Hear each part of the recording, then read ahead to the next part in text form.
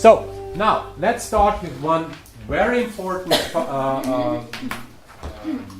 concept in human resource management, which is talent acquisition.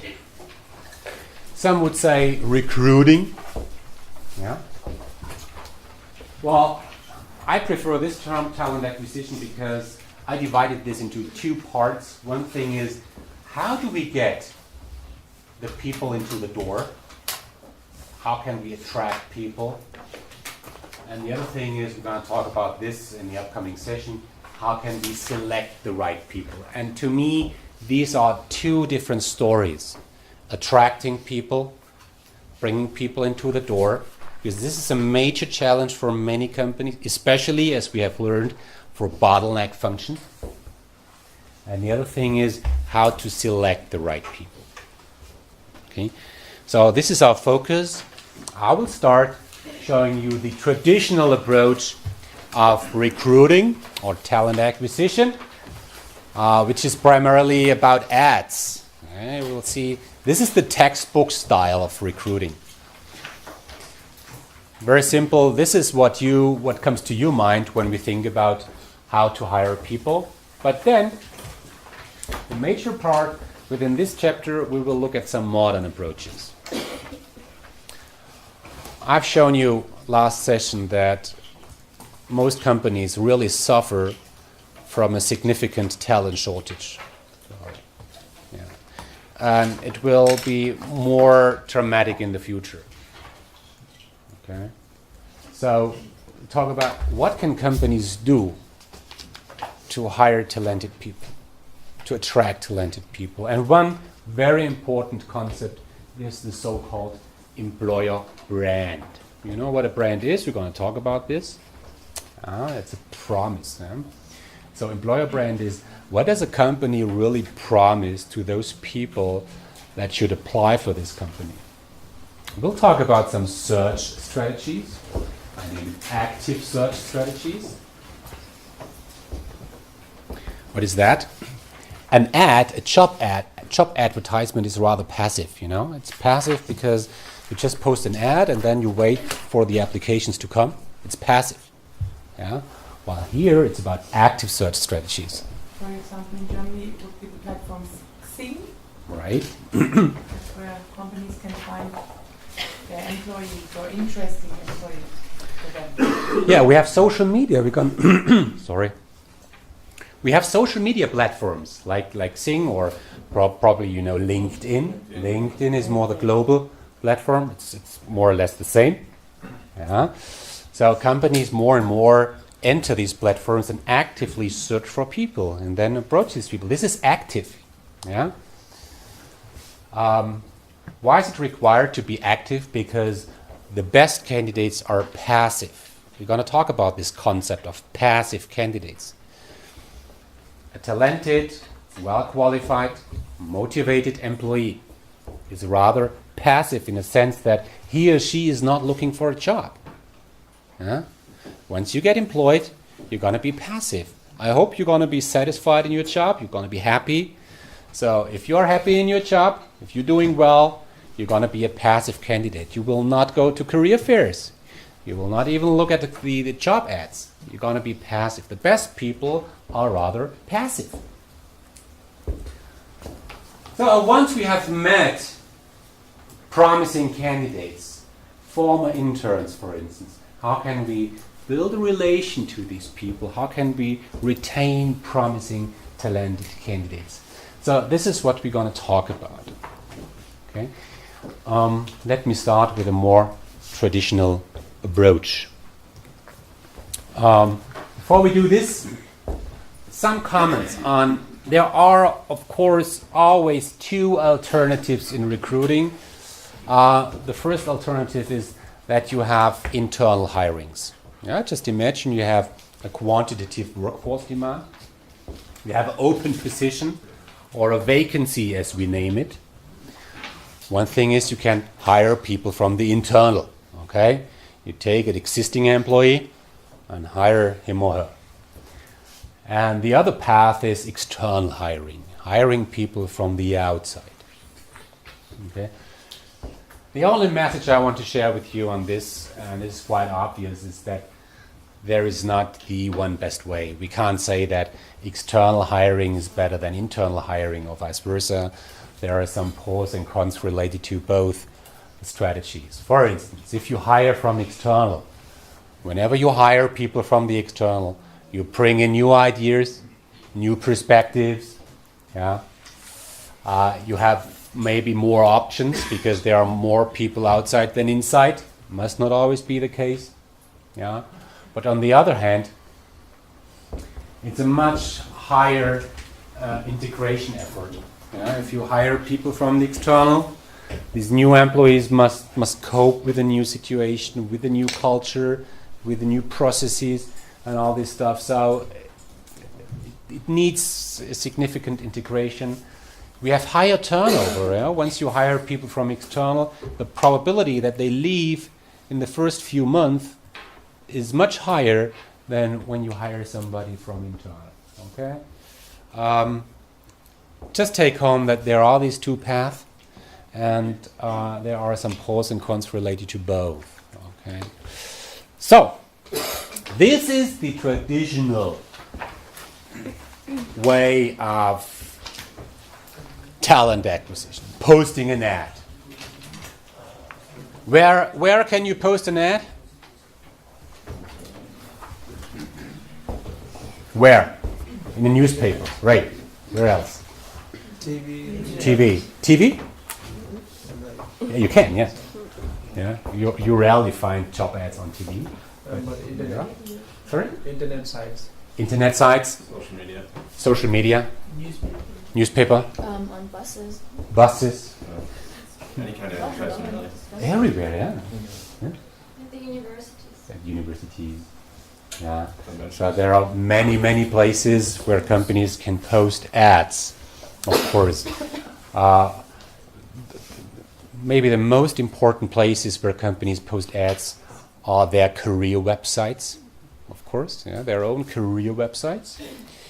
Another concept, I will not talk about this concept in more detail because you know what these are. Job boards. Can you give me a name of a job board? Monster. Monster, yeah. Please visit Monster, monster.com. Yeah. Hot jobs and so on.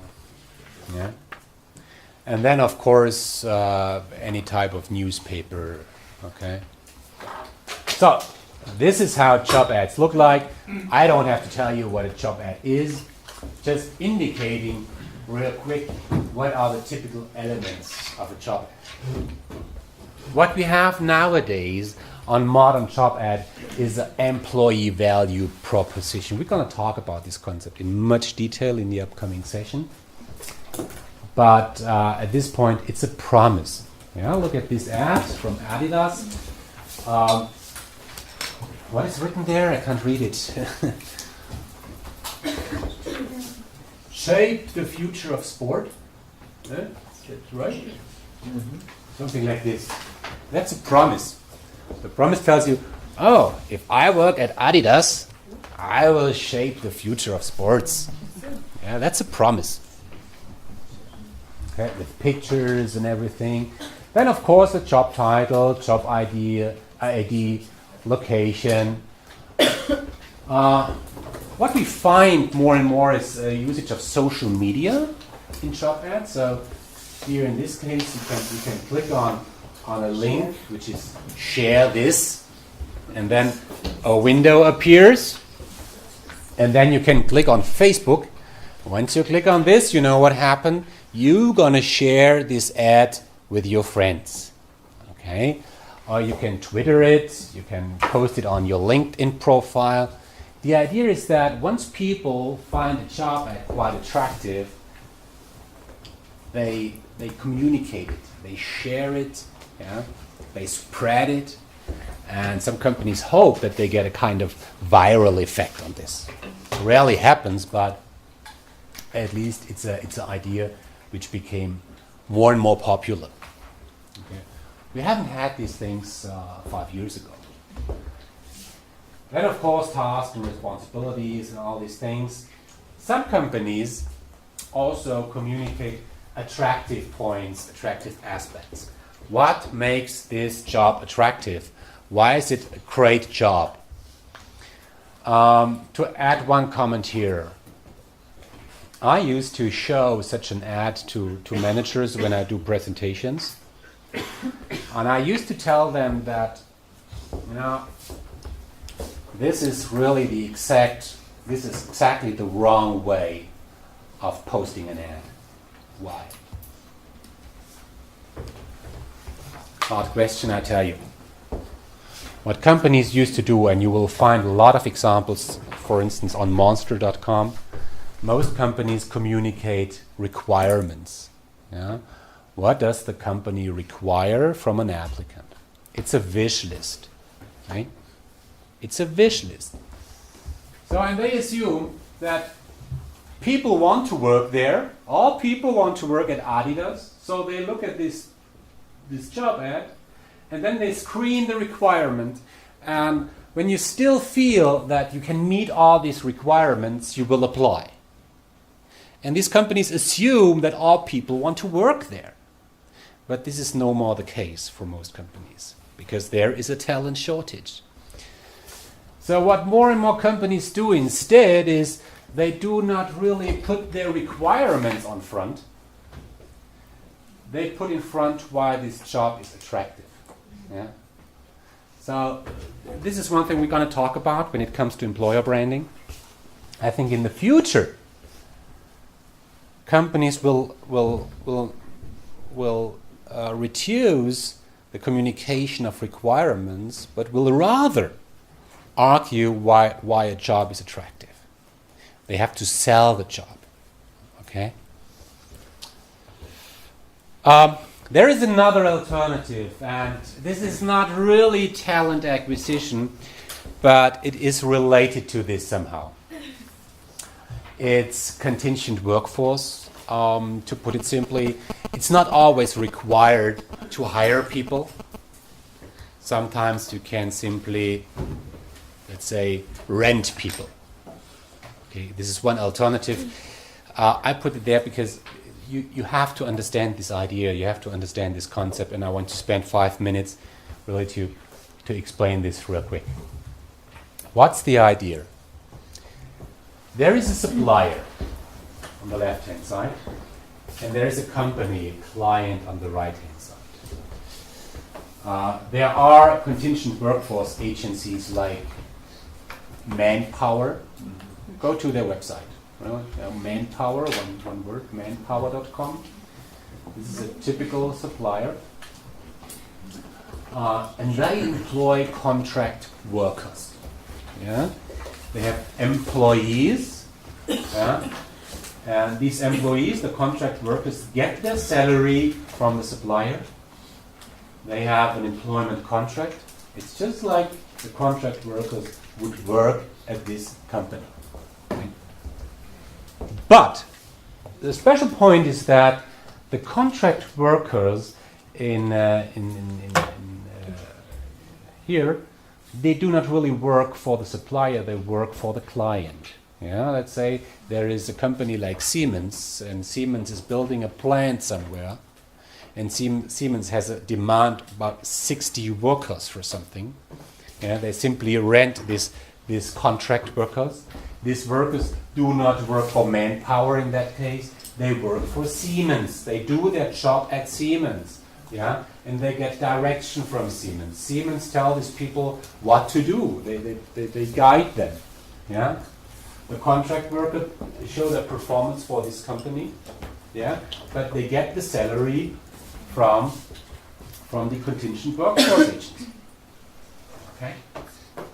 And between here, in this case, Manpower and Siemens, there is, of course, an agreement about multiple things, and Siemens is paying a fee to the supplier. Okay? This is, in a few words, the fundamental idea of contingent workforce. Now, just a question. If the contract workers earn, let's say, 10 euro an hour, how much will the company pay to the supplier?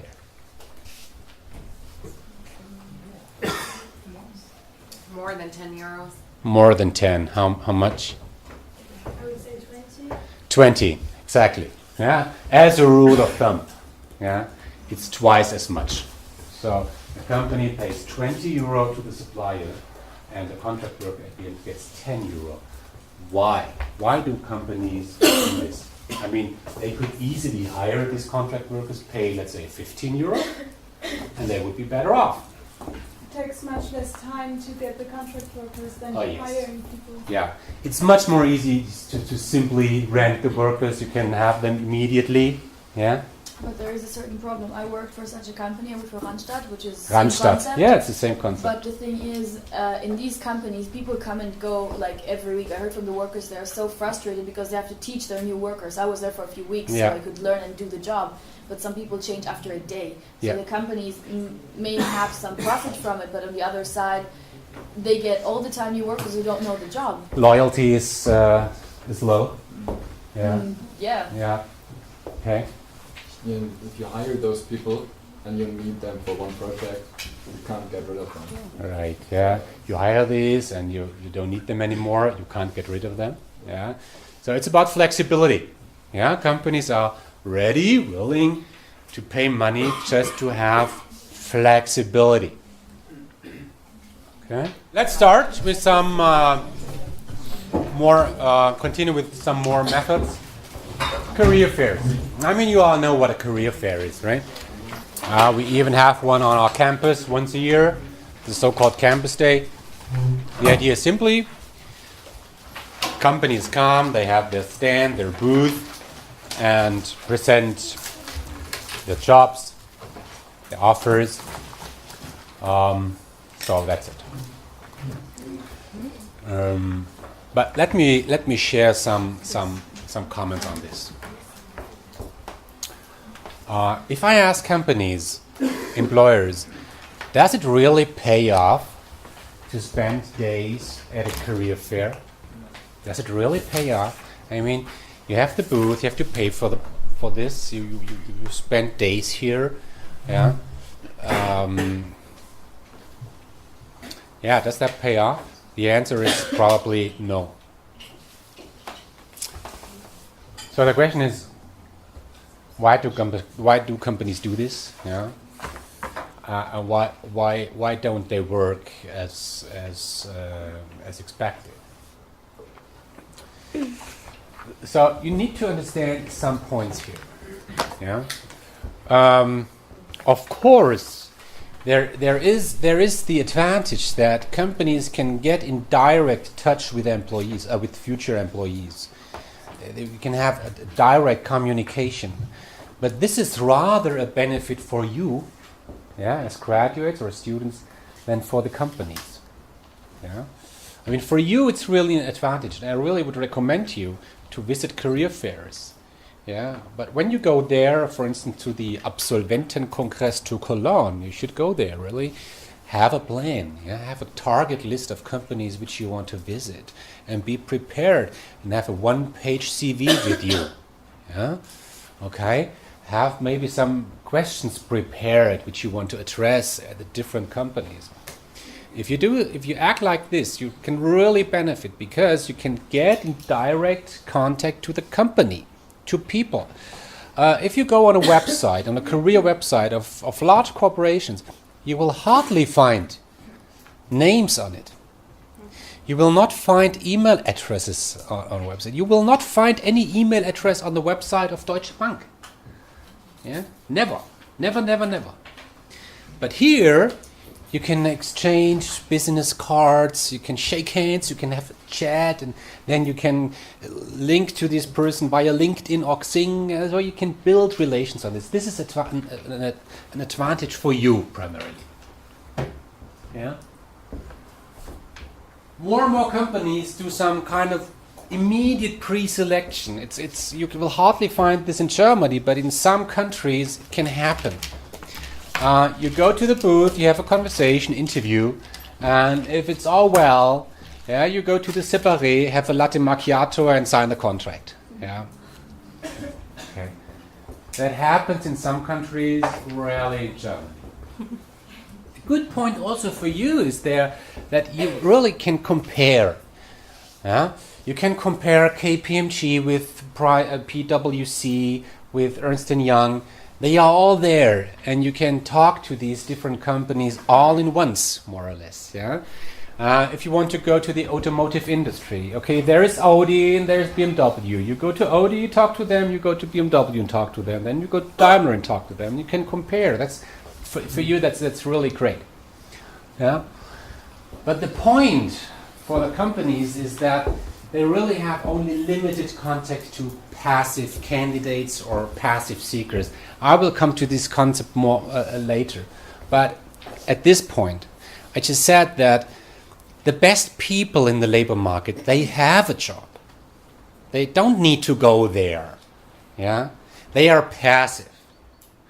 The people who go there are those which are maybe students, it's fine, or they are unemployed, they are desperate, maybe. But these are not primarily those people the companies want to meet. You know? And if you are on such a fair as a company, and I spent a lot of days on these fairs, you know, you have maybe 100 contacts a day.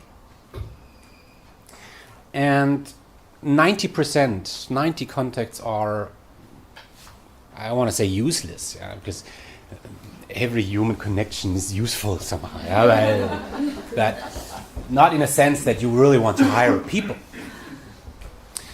And to be honest, really, sometimes you stand on the booth and you look at some person passing by and you think, oh, I hope this person don't want to talk to me. Oh, hello. And these people are trained how to get rid of people, how to run a conversation that it will end definitely after 2 minutes, because you don't want to lose time talking to a person where you definitely know you will never ever hire this person. A gardener, yeah. I want to apply a 50-year-old gardener who found out that he or she has a talent for software development or something like this. And but you're, as a company, you're passive. You're waiting for the people to come, and you can't really approach people. You cannot really approach those people you want to meet. Okay, so this is really a downside. That's why companies more and more also offer additional services to attract the people they want to attract. Yeah, for you it's great. For the company, it's of, let's say, limited benefit. But why do companies go there, even though the benefit is rather limited? Well, you said that only 90 of those 100 contacts are useless, so I suppose that the other 10 will be useful. And yeah, there are 10 which are quite useful. Maybe there is one person which you're going to hire at the end, and if you make this, it pays off. Yeah, sometimes it pays off. Yeah. Maybe it's good publicity because there's always going to be a newspaper report. It's about publicity. Yeah, it's about public relation. I mean, I told you, I worked for SAP and I was responsible for recruiting globally, and we always asked ourselves, should we go to that fair? And the answer was always, we have to, because it would be a bad message to public or to the labor market if SAP would not be there. That would mean that doesn't SAP hire employees? Doesn't SAP go well, or is there any problem? So you have to be there just to be there, yeah, to show the world you are still there, yeah, and you do well, yeah. Okay, so for a company like Audi, they couldn't stand to say, well, there is BMW, there's Daimler, there's Porsche, all these companies, but we are not. They rarely accept such a situation. Okay? A next concept which you should know is what we name executive search. Yeah? Maybe you have heard this term headhunter. you might have an idea about what that really means. Let me explain what it really means. Okay. Executive search means that you as a company, you do not only hire, it's not only your effort to hire people, you work together with a consulting firm, you work together with an agency. And this agency, this consulting firm helps you to find the right people. Okay? And executive search, in German Personalberatung, yeah, they used to fill executive positions. So when we talk about really top level positions for executive boards, Vorstände, managing directors, general manager, sometimes you will find ads, okay, in some leading journals like Zeit, Economist or so. You will find an ad sometime, but this is only a small proportion of all these positions which are about to be filled. Okay, most positions on these levels are filled through executive search. In most cases, secretly. Yeah. The other people in the company do not really know that the company currently is looking for a new executive. Yeah. Sometimes even the current job owner, the current job incumbent, does not know that the company is looking for a new person. Yeah. Okay. I would recommend that you visit some websites of the leading executive search consultancies. Probably the biggest one, the leading one is Egon Zehnder International. Go to their website. A very powerful company. Yeah. All of the consultants at this consultancy are former executives. Yeah. Heidrick and Stradel, Russell Reynolds, Korn Ferry, and Germany Kienbaum. These are the very famous, globally operating executive search firms. Yeah. Again, go to their website. You get a little bit of spirit, a sense of how they act and what they promise. Now let's have a real example. Give me a name of any company you like. BMW. Okay. Now let's just assume, BMW is looking for a new CFO, okay? Chief Financial Officer. Question number 1, how much does a Chief Financial Officer earn in a year? Sorry? Million? Okay. Million. 20,000 in a week. 4,000 in a day. 400 an hour. Okay, other guesses? 1 million? Less? Who says less? Who says more? Okay. That's good. Yeah, I would agree. 1 million should be fair. Yeah, let's say about 1 million. Yeah. Now, if a company like BMW is looking for a new CFO, you will hardly find an ad. Yeah, they won't do this. They will work with an executive search firm. And the question is now, how many does the executive search firm earn to help this company finding the new CFO? I've indicated here it's 1/3. Yeah? 333,000 euro. That's a lot. Yeah? Just for helping the company to fill this particular position. And especially for BMW, I mean, it's an easy game to find a CFO for BMW. Yeah? Yeah. 33%. What you need to know, and this is special about this entire business, if BMW engages in executive search firms as well, Egon Zehnder or Heidrich Struggle, please help us to find the CFO. Even when they stop doing this search because they found an internal candidate, they will pay. Okay, this is what we also call a retained search. You will pay if you engage an executive search company, independent from any result, independent from where the journey goes to. Yeah, you pay 1/3 of the total target annual salary. Okay, that's special. And in most cases, they don't use ads, as I said. They do active search. What does that mean, active search? That means that these companies, they have researchers, people which do nothing else than just search the market. Yeah?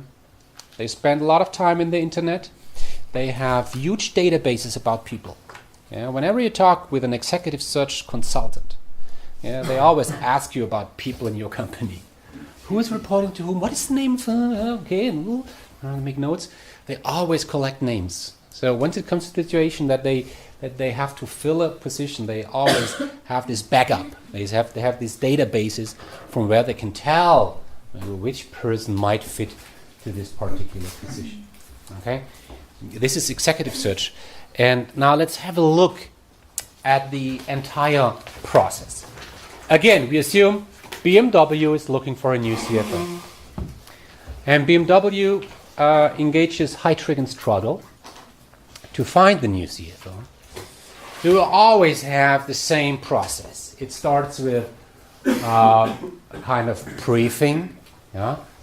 The executive search consulting firm, together with the executive board, the CEO maybe, or the head of HR, they determine what are the requirements the future candidate should meet to fill this position.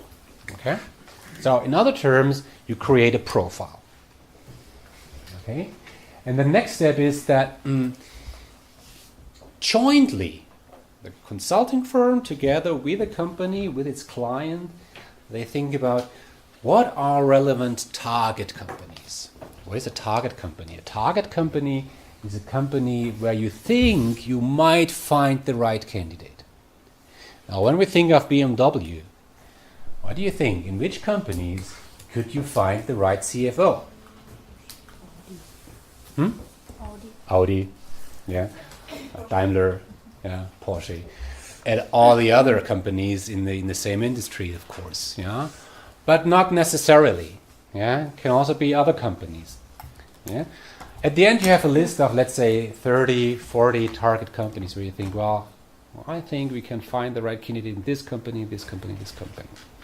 There is a term which is important, the so-called off-limits. When you deal with executive search, you have to understand this concept of off-limit. Let's just think about the case that you work with Heidrich Struggle, and you come to the point saying, well, Audi could be a good target company for us. Let's look whether we find the right candidate at Audi.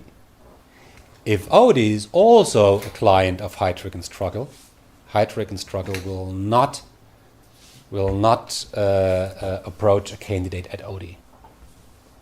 Yeah, it's an executive search executive search company will not help a client to fill positions and at the same time approach people there. Yeah, it's not allowed. They have certain agreements. So we at SAP, for instance, we engage executive search firms only to protect us from them. Yeah? Once they work for us, they will not be allowed to get in touch with our people. Yeah? This is what we name off-limit. Okay? So then the candidate search starts. Maybe, okay, there is a target company, and we want to get in touch with the CFO of this target company. Okay, sometimes say, well, beyond these target companies, we also screen the market. Maybe you find a candidate somewhere else. And as I said, these researchers, they use their databases, they use the internet, they use everything their personal networks, of course, and they have strong networks. They use everything to find the right candidate. And this is sometimes special. Yeah? I mean, this is really a special business. And sometimes it can happen that executive search companies, even though they are quite serious, yeah, they act in some strange way. So just think about, you want to get in touch with the CFO of a company where you don't know who the CFO is. Now just imagine, you want to get in touch with the CFO of Audi, as we said, but you don't really know who that is. At Audi we probably know, but just in case we don't know, how to get in touch with this person? Probably about pretending to be interested in someone you know and then get the information you need. Okay, you use your own networks to Yeah, probably get in touch with someone at Audi and you pretend to want that person. Yes, yeah, that's a good way. That's a good way. Yeah, yeah. Oh, yeah. Or you use spies, you just have employees who are going to work for that company. Yeah, spies, yeah. Okay, you have employees working for this company and they have to spy around. Yeah, that's a good idea. Yeah. Probably they do this. They have cover stories, right? I mean, the easiest way is you just dial an extension of the company, not the 0, because once you dial the 0 at the end, you will end the reception, yeah, and you can't get through. If you call into a company like, oh, you say, well, can I talk to your CFO? The lady, probably a lady, will ask you, who are you? Is our CFO expecting you to call? Yeah, what's the matter? And if you don't really have clear reasons, yeah, you will not put through. So you will have no chance. You just call in. So you don't dial the 0. You dial any kind of extension. Okay, so and you don't know where you end up. So, hello, I'm Mr. Pfister. Where am I now? Okay, purchase. Well, that's weird because it's the 3rd time I try to talk to the CFO, and every time I call in, I end up somewhere in the company. Is there anybody in this company who is able to put me through to the CFO? I tell you, it's important. Yeah. Oh no. Moment, just please put you through. Yeah. It's sometimes funny how they act. Okay, then you get in touch with the CFO. Hello, this is Mr. Pfister. Can you speak? They always must ask this question first. Can you speak? Should we call again in the evening? You can give me your private mobile and I'll call you in the evening. It's about a position. I'm not allowed to tell you the name of the company, but it's a big car manufacturer headquartered in Munich. Okay, and it's the CFO position. Are you interested? Oh, yes, sounds great. Let's talk in the evening. Okay, now I talk again. And the first contact is about telling whether there's interest, whether a candidate is really motivated to change his career. If this is the case, they meet personally somewhere, yeah, in a hotel lobby in Paris, at a highway restaurant somewhere. Okay, and if it's all fine, the executive search company will present some profiles of the most suitable candidates to the client. And the client, at the end, will decide whom to invite to the interview. In most cases, there are 3 candidates which they select, and then they do regular interview. As always, check some references. With the reference, you check, okay, this candidate has worked for Audi, for Bosch. Now maybe we can talk to his manager when he was at Bosch, and just find out whether he or she did well. This is a reference. Yeah. Also, executive search companies help the candidate to negotiate the salary and the benefits, the stock options, and all this stuff. Yeah. because they get 1/3 of it, right? In some companies, you have something like a sign-on bonus. A sign-on bonus, it's not only related to HR. A sign-on bonus is whenever contracts are signed. You know what that is? Okay, there is a candidate for the CFO position at BMW. And BMW and the candidate, they are close to sign the contract. And they meet, yeah? The candidate together with his wife or her husband, or and there's the executive board, and there's champagne, and now they sign. And before the candidate signs, he says, "Well, I'm so happy that I'm gonna work with you. It's so great. I totally look forward to working with you. But you know, there's one thing. I have to relocate from Paderborn here to Munich, and you know, my boat, my house, and all this, you know. To make long story short, I would say you pay me 100,000 now, and I will sign." The CEO will say, "Oh shit." Give him the damn 100,000 and we're done, because I don't want to start this process again. Yeah, this is sign-on bonus. Yeah, is that legal? I don't know. Is that explained in any textbook? Probably not. Does it happen? Definitely. Yeah. But if it's so hard to find a qualified people for that specific job, and they already work in a company and probably earn well and all that, why should they do all this, like meeting and do an interview and then wait and blah blah blah? Aren't they in such a high position that you have to be like lucky if one of them is willing to change, and you probably have to apply him or her right now? Are they really willing to go through the interview and meet and then probably talk to the former bosses or stuff like that? Yeah.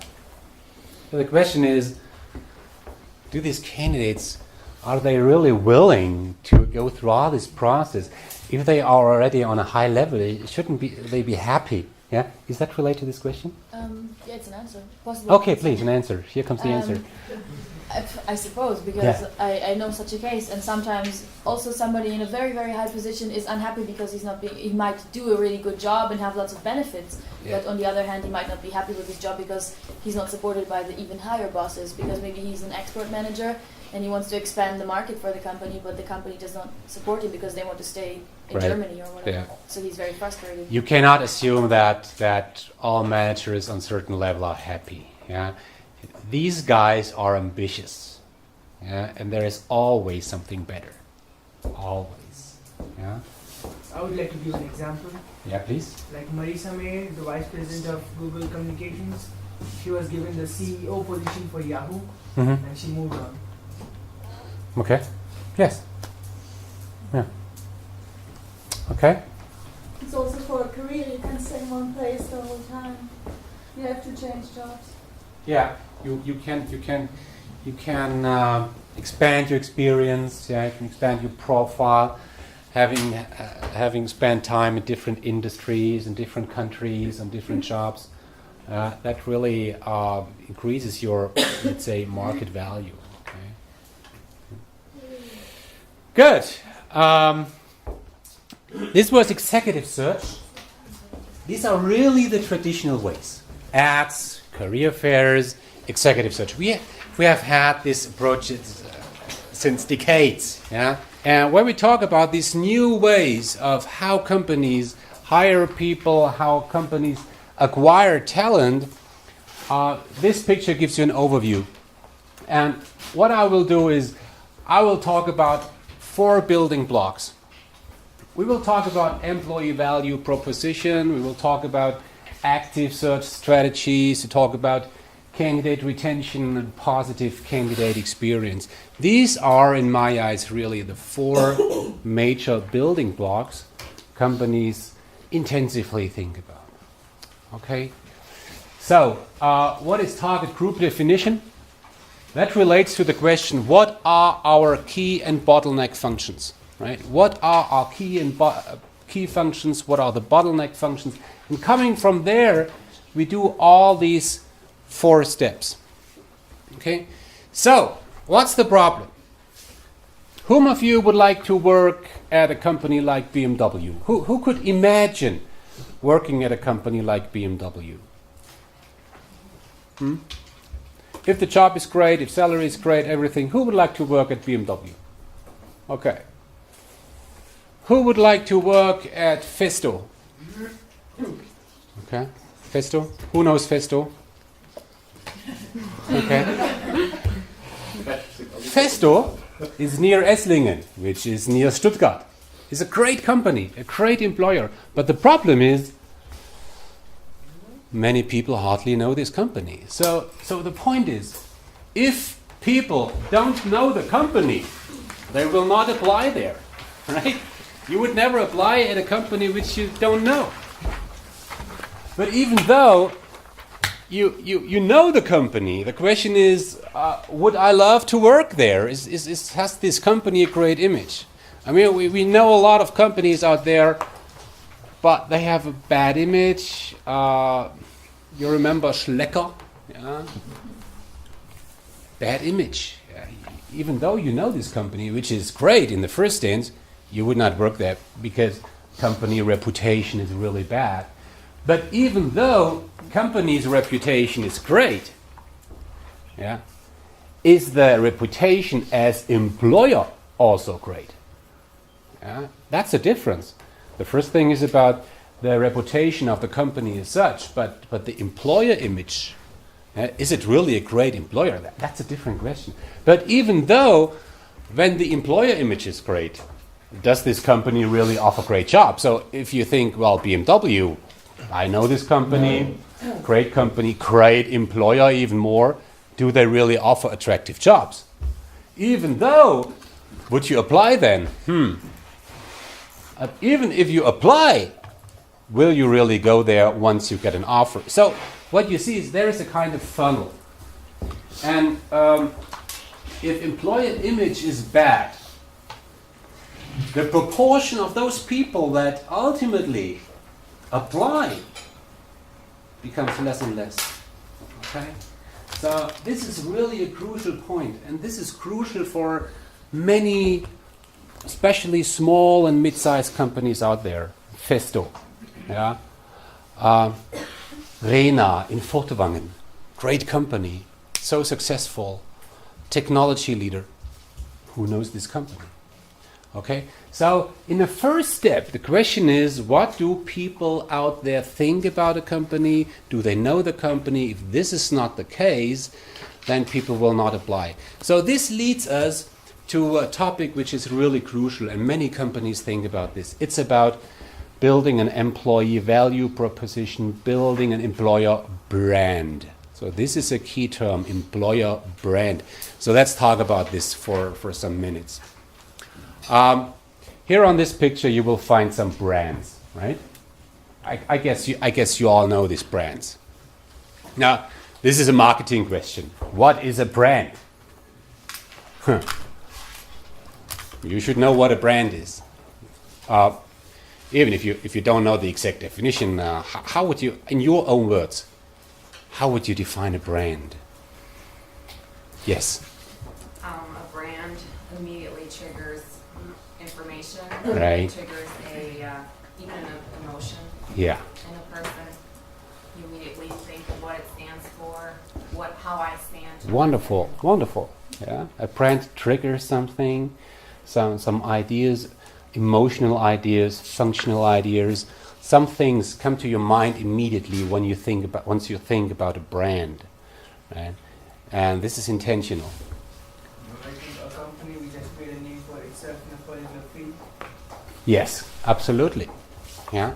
So let's have some example here. Red Bull. You all know Red Bull. Red Bull is about all those things teachers hate. Yeah. The conservatives. Red Bull is about crazy stuff, doing crazy things. Yeah.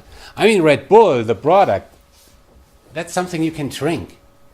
And That has to do nothing with any emotion. But Red Bull is linked to some special ideas, doing crazy things, right? The same is with Marlboro. Marlboro is about freedom and adventure. And now with a new campaign, being something, don't be a maybe. Yeah. But sorry, we talk about cigarettes. Cigarettes have no link to any emotion or something else. It's just cigarettes. But what companies try to do is they link the name, the logo with some ideas. Nivea is about care. Puma is about sportive lifestyle, right? Could you wear Puma clothes at a party? No? Yes, you can. Can you wear Adidas at a party? No. Puma boutique. A Puma store is like a boutique, yeah, while an Adidas store is like a sports store, right? SAP is about reliability, innovation. Apple is about design, innovation. H&M is about what? Cheap, fashion, young, right? It's different from Hugo Boss. So you see, every brand is linked to something, and this is intentional. The companies have invested a lot of money to link their name, the logo, to some very concrete ideas. And I would like to put it a little bit further. It's about a promise. A brand is about a promise. If you buy an Apple product, you have the product with the best design, the most innovative product. That's the promise. If that's true or not, you decide as a customer. But that at least is what the company wants to, how the company wants to be seen and how the product should be seen. So this is about product brand. It has nothing to do with HR, right? It's about the product, it's about the company, and on the left-hand side here, you find these typical dimensions, which we can look at when we talk about product brands or company brands. It could be about price, could be about quality, could be about design, innovation, prestige, and so on. So this is product brand. The promise related to the product. On the right side, that's a different story. So the question here is, why should I eat something at McDonald's? Why should I buy an Apple product? Why should I go for a Mercedes? But here, it's about the question, why should I work at McDonald's? Why should I work at Apple? And here, the dimensions are different. Totally different things you need to consider. So, of course, there are also the products that come into play. Some people would like to work at Porsche because they like the products. Some would like to work at, I don't know, at Gucci because they like the product. But many people would like to work at Gucci because to have interesting tasks, or you get some offers like career opportunities, free lunch, a company car, great salary. Some people would like to work at a certain company because the people there are great, they are highly qualified, they are smart. Some people would like to work at a company because they share some relevant values. Yeah, you'd like to work with a company because the people there, they trust each other, they have fun, they are open-minded. So on the right-hand side, you see typical dimensions that rather relate to employers. So please see the difference. When we talk about products, we talk about different dimensions than when we talk about employers. Now, what's the point? Think about any company you like. Yeah, really, any company you like. And think about the question, what should they promise on their, let's say, career website? Yeah, you know, companies have career websites. That's their part of the website, which is about careers and job opportunities. As an exercise, I would like to invite you to visit some career websites. Go to the career website of Google. Go to the career website of IBM, of Lufthansa, and so on. And the question is, what do they promise there? It's not about the product. It's about how is it to work there. And now many companies think about what should we promise. On the product side, it's clear. For Apple, it's clear what they promise. Yeah? Innovation, design. But what do they promise once it comes to the question, why should somebody work there? Yeah? In recent years, I have worked with many companies just figuring this out. What should be the promise as employer? Now, how do you come to this promise? What should Apple write on the career website? What should Mercedes write on the career website? Deutsche Bahn, Deutsche Bank, Allianz, Microsoft. What should they write on the career website? And how do you come to this? So here you find the entire process I'm going to talk about. So just imagine I'm the representative of a company. Yeah, any kind of company. Let's say I'm the representative of PricewaterhouseCoopers, and you are my target group. If I would be PricewaterhouseCoopers, you indeed would be my target group. They are really interested in people like you. So once I have understood that I want to achieve, I want to reach you, I want to attract you, the next thing I will do, and I'll talk about this for a minute, is I would like to understand, how am I seen in your eyes, PricewaterhouseCoopers? How am I seen in your eyes? What is important to you? What can I offer? And what do the others offer? Once I have understood all this, after I have done this analysis, I define a strategy, which is a clear promise. We talk about these things in a while. And then I build my campaigns around this. So what I would like you to take home for the moment is, when companies think about what to promise on the job ad, what to promise on the career website, it's not that they just instantly think, oh yes, let's write career opportunity, let's write great salary. No, it's a process. It's a project. And companies really systematically think about what to promise. And the variety of things you can promise is huge.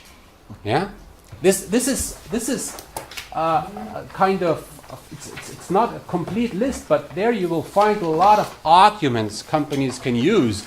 They could say, well, we offer career opportunities. You can balance your private life and work. Or here, it's a secure workplace, what we can offer. We are technology leaders. Our products are leading products with leading technology. We are diverse. Yeah, you will find all kinds of people in our company. We have a great company culture. We do things that make sense. Yeah? Not only for customers, but for the planet. I mean, every point you find is attractive and it's great. Yeah? And again, the question is, if I am PricewaterhouseCoopers, if I am McDonald's, if I am Mercedes, if I am Hugo Boss, what should I pick from this list? Yeah, what should I pick from this list? Yeah? To come up with a promise at the end. Like Ernst Shackleton has done many, many years ago. This is a promise. Yeah? Man wanted. By the way, this would not be allowed today. It's not appropriate because of equal opportunities. He prefers man. Man wanted for hazardous journey, small wages, bitter cold, long month of complete darkness, constant danger. A great promise, huh? Safe return doubtful, honor recognition in case of success. That's the most important point in the end. Honor recognition in case of success. He got a lot of application. That was a so powerful employee value proposition. Yeah, this is a modern one from a company. I don't care what you think about this company, but that's their promise taken from their career website, Goldman Sachs. They just said, why should I work someone with us? Simple, because teamwork, meritocracy, global impact, excellence, diversity, opportunity. To the point. That is together with this picture. You must know it took a long process to pick these few terms, because most terms are not there. It's not about career. It's not about salary. It's not about work-life balance. It's about these things. How do they get to these points? How? That's the question. So I would like to explain, and this is a very critical picture. I really want you to understand this. This is a fundamental logic of how companies build their employee value proposition. What is again the employee value proposition? It's like the unique selling proposition. It's the argument a company brings up to the question, why should somebody work with us? Yeah? Okay? So, the first thing a company does is they think about what can we offer? Where are we strong? Now, you can think about a company like McDonald's. What can a company like McDonald's offer? Question first, who would like to work at McDonald's? Okay. But, nevertheless, what can a company like McDonald's offer? Why is McDonald's maybe an attractive employer? To a certain degree, job security. Job security. McDonald's will still exist next year, right? Or in 10 years. While with other companies, you can't be sure about this. Career opportunities. Career opportunities. I mean, this is a global corporation. They have a lot of opportunities. You have a lot of career opportunities there. Yeah, I like to say that they were global in Africa. Yeah, they are global. They are everywhere. So there are a couple of things where McDonald's is strong, no doubt about it.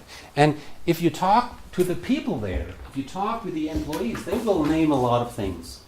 But once you have understood all these things, career opportunities, global presence, security, would you name all these things on the career website? No, you would not. Why?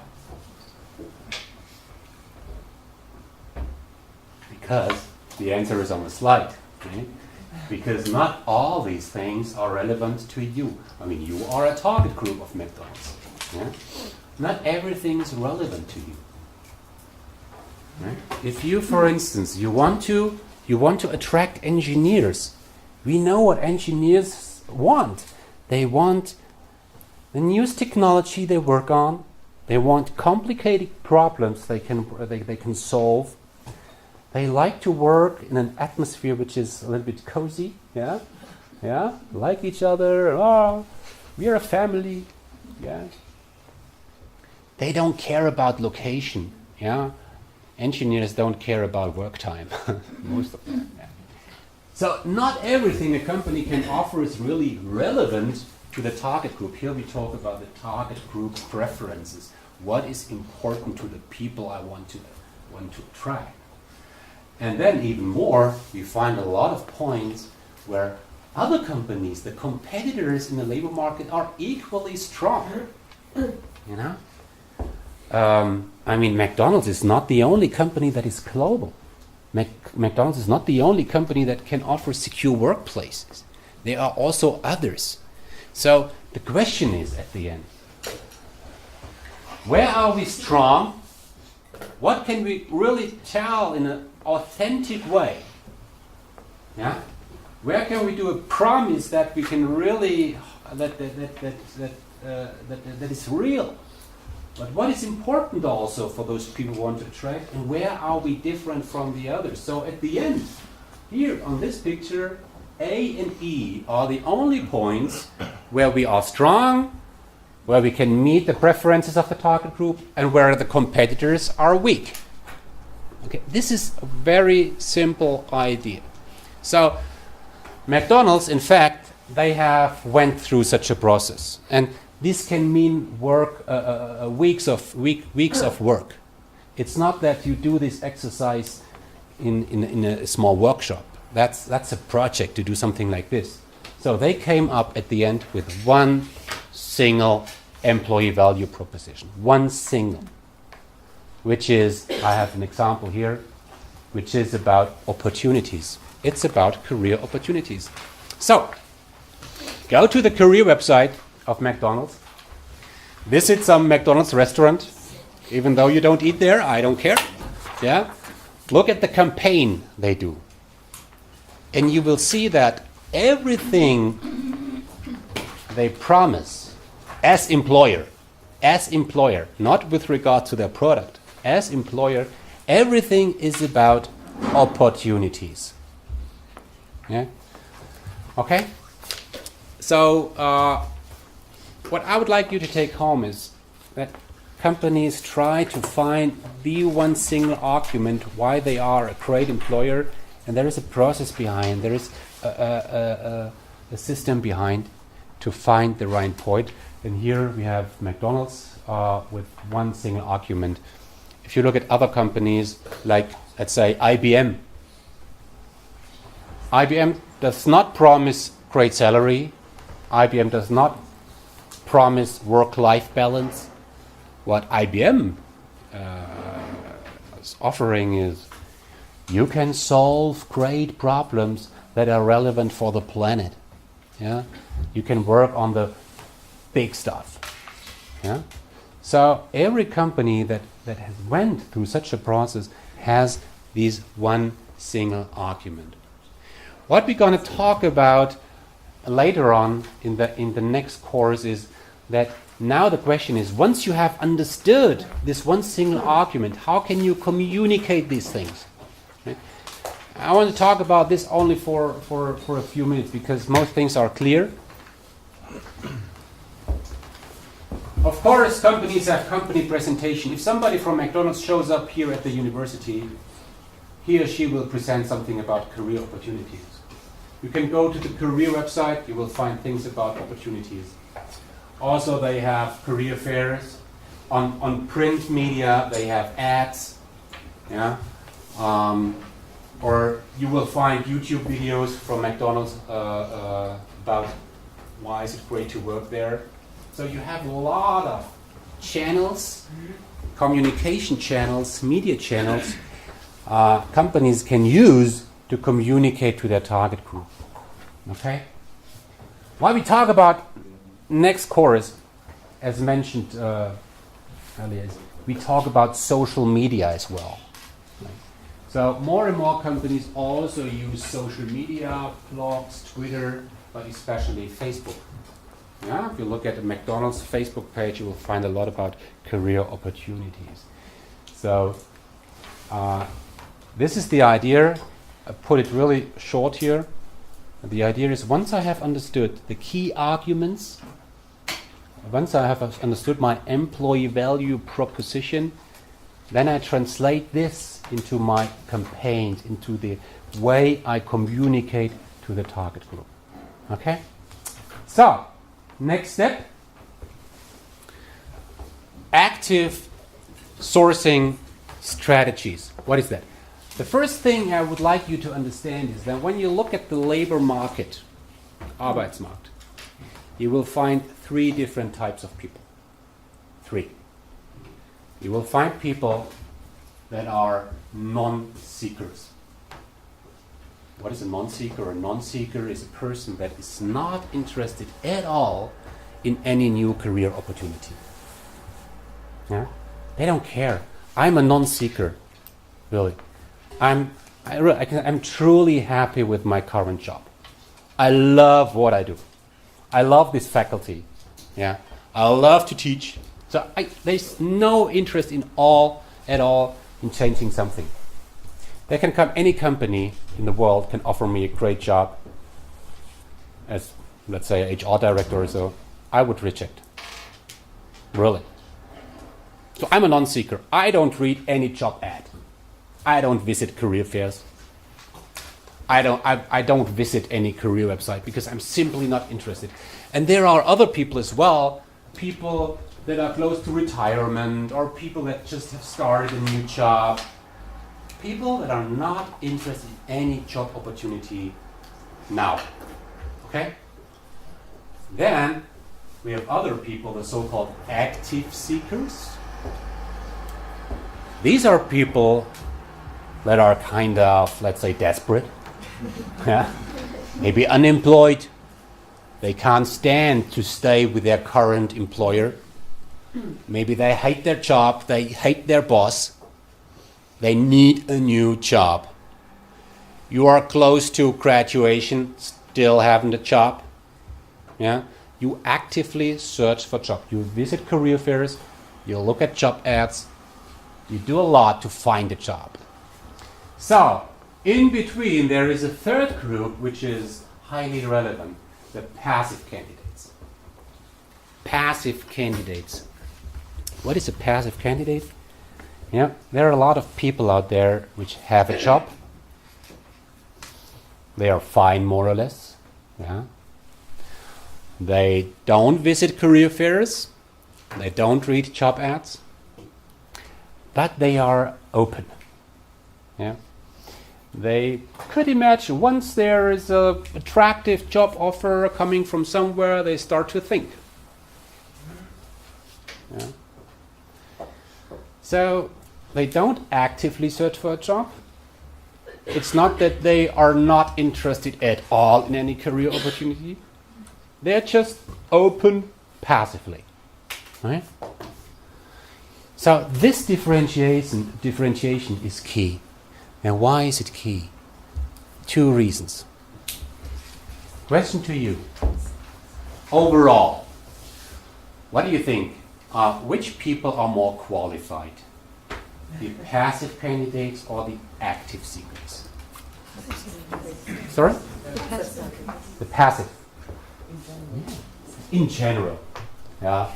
That does not apply for any individual case, of course. But in general, we can assume this, because if I do well, if I am successful in my job, in brackets, I'm qualified, yeah? I get a lot of offers. I don't have to put too much effort in finding a different career opportunities. Yeah? The better I am, the more passive I can be. Yeah? It's like in daily life. You know, if you are attractive, yeah, physically, you can be very passive on the party. Just sit there and let the guy to come. Yeah? Yeah? The better you are, the more passive you can be. That's a simple rule. The second implication from this is, if the best people are passive and you want to reach them, you as employer have to become active, right? If they don't read ads, if they don't show up on a career fair, you can forget about all this traditional stuff. You have to approach them, you have to find them, you have to walk towards them. So this is what we mean by active sourcing, doing something active. Yeah? A job ad is passive, right? Because I just post an ad as a company, and then I lay back and I wait for the applications to come. That's passive. Yeah? Even career fairs are passive, as I have shown you. You are on a career fair as a company, you are at the booth, at your stand, and you just wait for the people to come. Yeah? It's not that you move towards the people, you wait. Yeah? So whenever you wait or let somebody else do the job, the executive search consultants, then this is rather passive. Here on this picture you will find some active as well as passive approaches. On the bottom left-hand side, you find the passive things. Job ads, as I've said, executive search, career fairs, and all this stuff. The more we move to the top, to the right-hand side, things become more active. Why? The more we go to the top, the methods become more competitive. Yeah? Aggressive. We'll talk about some ideas here. Probably I have to explain this dimension, the line engagement. What is that? Line engagement. That's maybe an HR term. You know, in some companies, all this talent acquisition stuff, all this recruiting stuff is only done by the HR department. In some other companies, all the talent acquisition stuff is done not only by HR, but it's done by both HR and the managers and the employees. I know a lot of companies where the managers have a great responsibility in hiring people. So the more managers and employees outside HR are engaged, the more we talk about line engagement. Okay? So to me, that's a very important dimension when we talk about active sourcing. Okay, so what I would like to do now is I would like to pick out some of these methods and I'd like to talk about it for a minute. And we start with an approach which you should know. It's campus recruiting. Yeah, campus recruiting. You can imagine what that is. Yeah, I mean, we have a lot of companies that show up here. I would like to get in touch with you. Yeah. But what we find is that still many companies are kind of passive in that sense. That they just post posters somewhere, or they have a booth on the industry day, as we name it. Yeah, this university career fair. It's still passive. I get mails from companies saying, "Dear Professor Trost, please find attached the job ad. Please print it and post it somewhere." Sometimes I do this. Some ask, please post it on Facebook. This is still passive. I would like to show you what real campus recruiting means. And you will tell that there are already some companies that do quite well here in approaching you as a target group. So the first thing is that companies think about with which universities they should work with. Yeah? Should a company like Bosch work with a Furtwang University? Yes, why?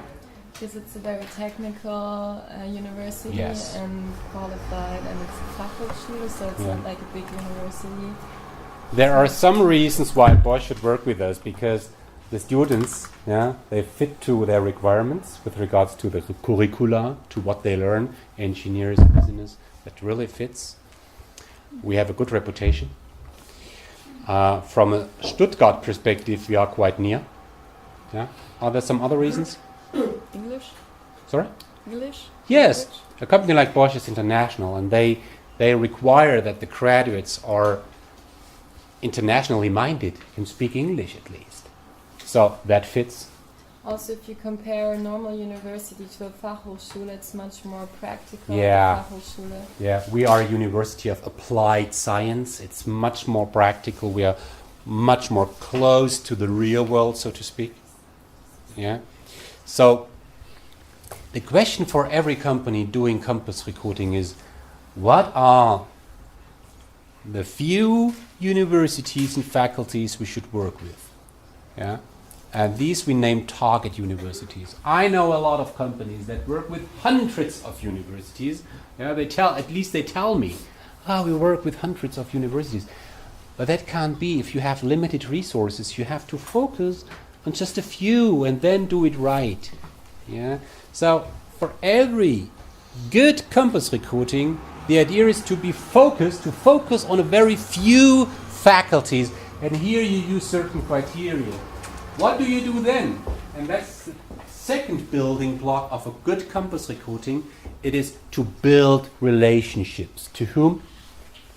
To professors, to you, to some career centers, to the president maybe.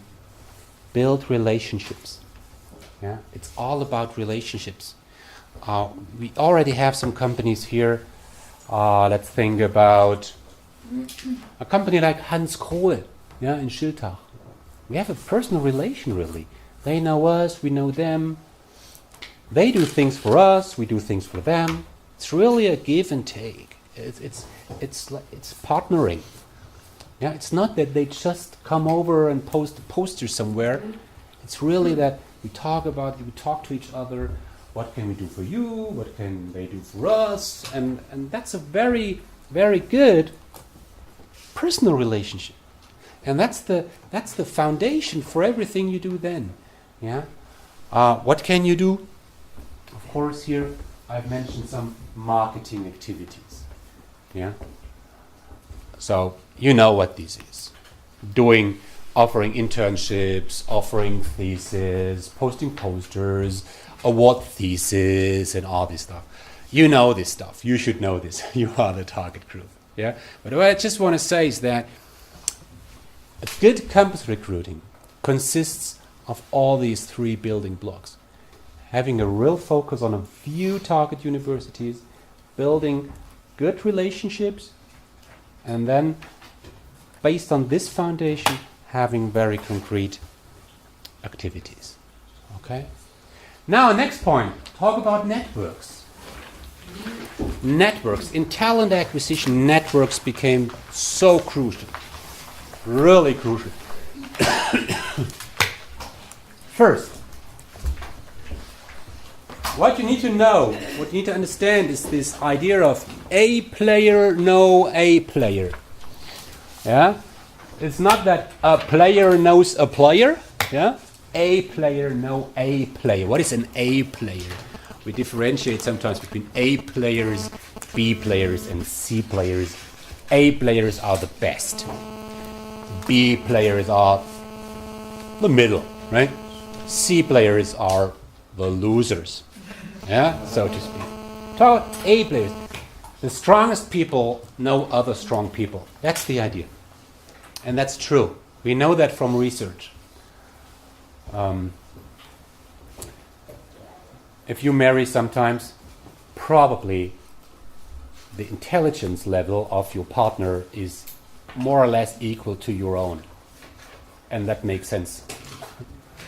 Yeah, if you have a partner that is much more intelligent than you, then you will face hard times. Yeah? If the intelligence level of your partner is significantly lower than yours, you also will face hard times. So the best thing you can do is having a partner with an intelligence level which is more or less equal to yours. The same with attitude, the same with physical attraction. So what we tend to do as human beings is we try to build relationships to people that are equal to ourselves, more or less. Okay. So the idea is once you have great people in your company, they probably know other people that are great, with a similar mindset, yeah, with similar attitudes, with similar work style. Yeah? It's like saying, show me your friends and I tell you who you are. Yeah? So we have, in the inner circle, we have employees. Right? And here is one employee. Of course, an employee has relations to colleagues. An employee knows his or her colleagues.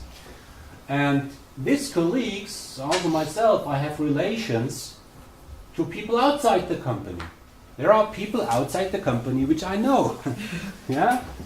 And there are even more people that I know very, it's kind of, we name it a weak tie. People which I know, but they are not friends. You haven't seen them for a while, but still people they know. I think 80% of your friends on Facebook are weak ties. There are people which, yeah, you have met them sometimes, but you don't have regular conversation.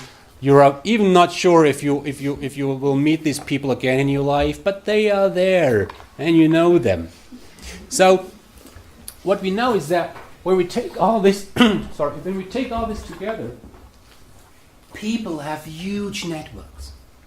Yeah, we have huge networks, and there is this law that the law of the small world, that every person knows every other person in the world by at least 6 instances. So you know somebody who knows somebody who knows somebody who knows somebody who knows the Pope.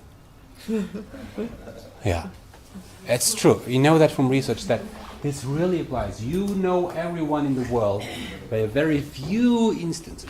The networks are really powerful. And companies understand this. And they understand that especially these weak ties are important. Yeah? There are so many people I know somehow. People I have drank a beer with sometimes in my life. And there is already a little level of trust. Yeah? So, what we find in companies is that because they know this, because they know about the strength of networks, they use these networks, they make use of it, and use so-called employee referral programs. What is an employee referral program? That's a very fundamental idea. I'm an employee, and as I said, as employee, I know other people. So I refer to somebody outside the company, a former colleague, a friend, a weak tie, somebody I've met 2 years ago somewhere, but where I still have good memories. Yeah, I recommend this person, and once this recommended person, the one I refer to, is hired to the company I work with, I get some bonus. Yeah, that's the idea of employee referral programs. Right? And that's very powerful. I did a study around this in Germany. More and more companies use this idea. In the rather qualified area, the senior area, 50 years work experience plus, the bonus is about 1,500. Yeah, just for recommending somebody. Once the person you have recommended is hired, you get 1,500 euro. That's the average. In some companies, you get 4,000 euros. At Adidas, you have a chance to win a Vespa. Yeah, so companies do a lot. Yeah, really, to engage their people to recommend others. Yeah. Okay.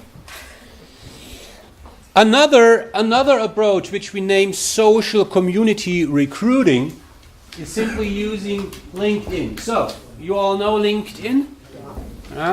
There's a German version of it, which is Xing. Who is on LinkedIn? Okay, so we can become friends there if you like. Yeah, yeah. Constantly collecting contacts there. Who is on Xing, the German version? Okay. I would guess that at the end of your study, 90% will be there. These are these platforms where you really can share your contacts, where you post your CV. Yeah. And what companies do is they use these platforms to find people. So this is active, right? It's not that you search for jobs on a job board and then apply. It's vice versa. Companies look for people and get in touch with them. So I type in at LinkedIn human resource, postal code 72072. This is just the region around Tübingen where I live. So I find a lot of people, mainly students or former students. Yeah, I find Mona Berberich. I was the supervisor of the thesis. I click on her link, and then I find the entire CV and everything. And what I can do then is I simply get in touch with her. Hello, Mona. I have an interesting job. Yeah. Would you like to learn more? So I have access to millions of profiles, not only to my friends. So these are my friends, which are shown in the first names, but the The more I go down to this list, I find people which I only know in the second instant, and so on. I find millions of people, and I can get in touch with these, and companies do this. They use this very intensively. Okay? That's what we name social community recruiting. Okay? So far we spoke about campus recruiting, employee referral, social community recruiting. So now we can jump a little bit to the top, look at some other active ways, and one interesting, of course, is what we name guerrilla recruiting. Guerrilla, what does that stand for? We also know other things like guerrilla marketing. What is that, guerrilla? What does that mean? Intense? Yeah? It's so to say unauthorized war. Unauthorized. Basically, so it's I suppose what we talked about 2 weeks ago, like going to companies and stealing employees, maybe. Stealing employees. Okay. Like spying or something. Doing bad things. Horrible. Yeah, it's something like this. Yeah. It's maybe the Lady Gaga of recruiting. Yeah, the Lady Gaga of recruiting. Wonderful. Well, yes, it's about stop spreading giveaways on a fair, doing this boring stuff, sharing brochures. I mean, brochures. Do you stand up in the morning to get brochures? No. It's about doing something that is special, that is maybe not allowed. Yeah. Maybe something that is beyond good taste. Maybe. So, having an example here. There is an agency, a creative agency named Butter, like butter. It's the name of this agency, located in Düsseldorf, Germany.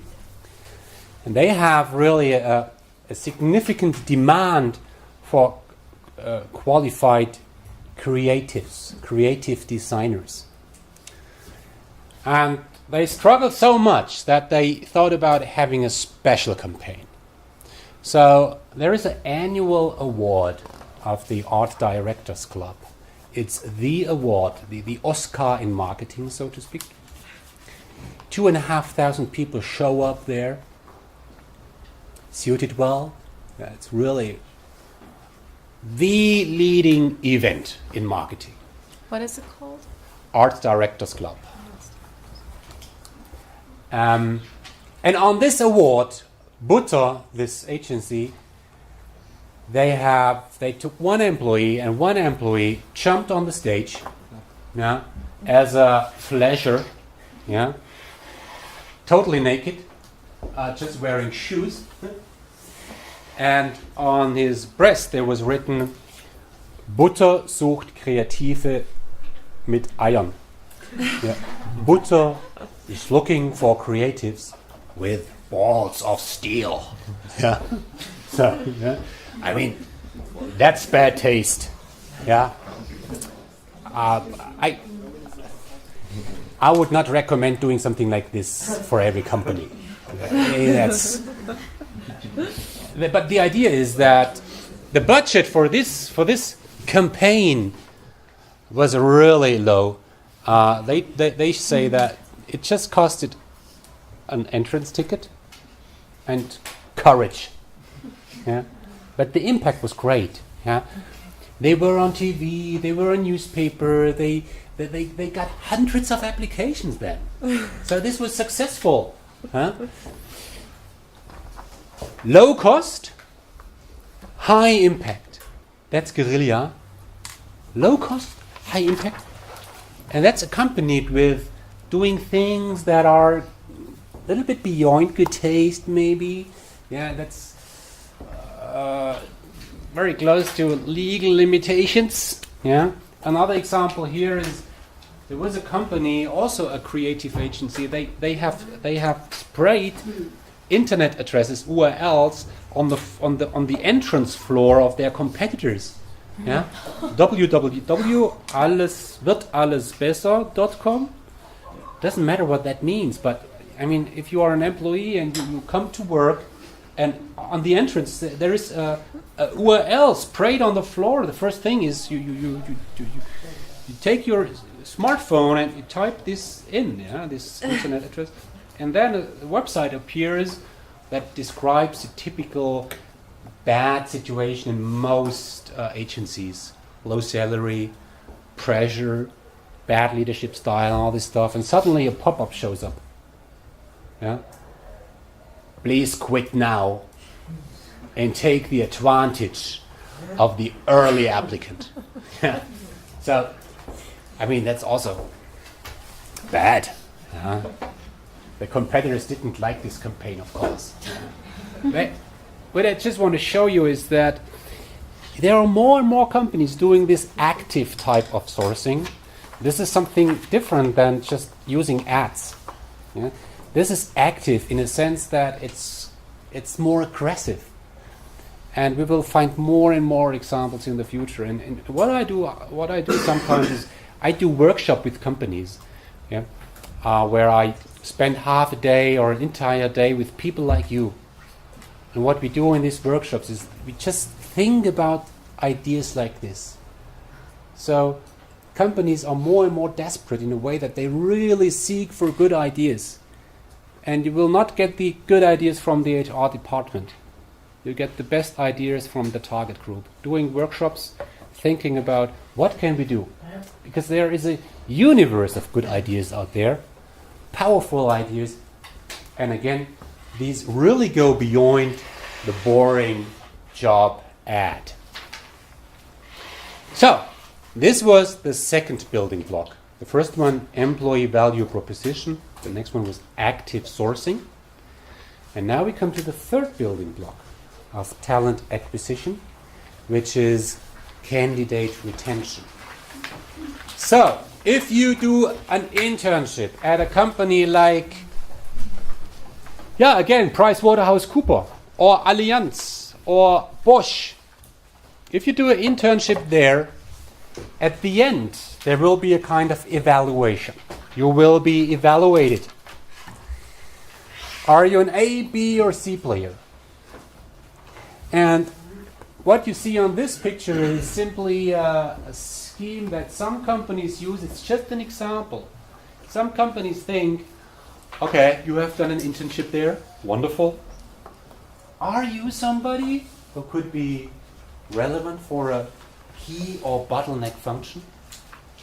Yeah? You remember the strategic functions, the ones where you have a significant demand but hard to be filled. Are you a person that will succeed in the future? Will you go your way? Will you grow? Will you be really strong in the future? You can tell it sometimes by young people, by students like you. You work with students for half a year and you can really tell, how will this person be in 5 years? You cannot predict it very precisely, but you can tell, well, this person will really succeed, and this person maybe. Yeah? So, if you think a student has really a very high potential, will be successful in the future, and it will be relevant for one of our key or bottleneck functions, then this intern will be evaluated as a candidate. The others are evaluated as a C candidate. So, all interns, really, believe me, all interns in the big corporations, they evaluate their interns at the end, and you will be classified into one of these segments. If you are lucky and you are evaluated as an A player, you will benefit from some offers. Yeah? You will find benefits that are shown here on the right-hand side. Maybe you get some invitations to breakfast with the CEO. Do you like it? Yeah? Vorstandsvorsitzender. Would you like to have breakfast with the CEO of Deutsche Bank? No. Yeah. Oh my God. Would you like to have breakfast with the CEO of McDonald's? Who's that? Would you like to do breakfast with the CEO of Microsoft? Definitely. I mean, for some people that really means something. It's not that you sit alone with the CEO. It's a group of people and you share things, you get a presentation, you talk about ideas. I mean, that could be a really good experience. You get attractive job offers. You are in regular contact with managers. Yeah. I mean, at PricewaterhouseCoopers, for instance, if I want to stick to this example, they have invited their A players to a sailing trip for 2 days. Yeah. How do we name this? A Seagate. You know the Seagate scooter? You know? What's the name of it? Jet ski. Jet ski. No, not on the water. It's on these 2 wheels. Segway. Segway. They made a Segway trip through Hamburg. Yeah? Great. Yeah? Things like this. If you are only a C player, if you are classified into this particular segment, you get newsletters. You get an email at your birthday or on Christmas. What do companies do? What is the idea? The idea is, as I've shown also on this picture, the idea is that you classify the people and you would like to retain these people, because once you have once you have finished your study, these companies, they want to hire you, especially when you are an A player. If you are a B player, they would like to hire you. If you are a C player, then maybe. Yeah. But what they do is they build a relationship to you. They would like to keep in touch with you. Yeah? And that's what we name candidate retention. Candidate retention, to retain candidates. Yeah? Okay? This is not only for former interns. This is all also for former related to apprenticeships, for instance, or companies meet people wherever they meet them, on congresses. Companies meet people in the recruiting process. Some companies have the so-called second best. You know, in former days, when a company had 2 strong applicants for one single job, had 2 candidates for one single job, and both candidates are well qualified, they took one and rejected the other. And to the other, they said, okay, candidate, you are also strong, but we had to take the other. So, goodbye. Good luck. That was the old day. In the new day, they will say, okay, we had to take the other, but let's keep in touch. We will find something for you. Okay? They put this guy into the talent pool. A pool. Let's say a database, okay? And with the people in this database, the talent pool, they do regular things, as I said, invite them to events, send a letter at the birthday, sending gifts. Yeah. So this is the new way, keeping in touch with promising candidates. The 4th building block, I don't want to say too much about this. Whom of you was already in a job interview? Let's say for internship or apprenticeship, okay? So how was it? Did you like it? Was it a nightmare? How were you treated? The question is really, and this is what I also tell to the companies outside, is it's not that the company decides whom to hire. That was the old day. In the old day, a company had a lot of applicants, and you simply select the best one.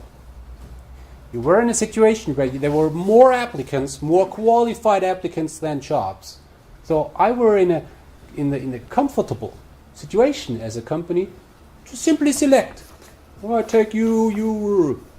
Today, we have more jobs than applicants. So who decides? It's not the company who decides only. It's the candidate who decides. The candidate decides, will I work with you or do I work at Google? I have a lot of opportunities. If you succeed in your study, if you have good grades, you have international experience, if you show a positive personality, whatever that means, you will have opportunities, really. I promise you. You will have opportunities. You can select. You make the decision. Okay? So if the candidate is the one who does the decision, you must treat him or her well. Right? So what I would like you to do is go to the website of companies like BMW, Daimler, or somewhere else and try to apply. With a fake name, of course. Yeah? Act like an applicant. Apply at Daimler. Yeah? Take another name, Barack Obama, yeah? George Clooney, and you apply. And then think about the experience you make. And it's about three things. It's about speed. Is the company fast in the response? Does the company really give you timely feedback? Yeah. So this is very important, speed. The other thing is transparency. Do you always know about the status of your application? I mean, all of you who have applied already somewhere, you know about this uncertainty. Well, now I have applied, I were at the interview, I don't know about the next step. When do I get a feedback? Why the hell am I invited to this second interview? I already were there. Yeah? So this is about transparency. Do I really know what's going on in the recruiting process? Yeah? And the third thing is about appreciation. Wertschätzung. Do they treat you well? Yeah? It's about respect. It's about being friendly. I mean, really, when I look at practices in some companies, you can easily tell who is the candidate, who is the interviewer.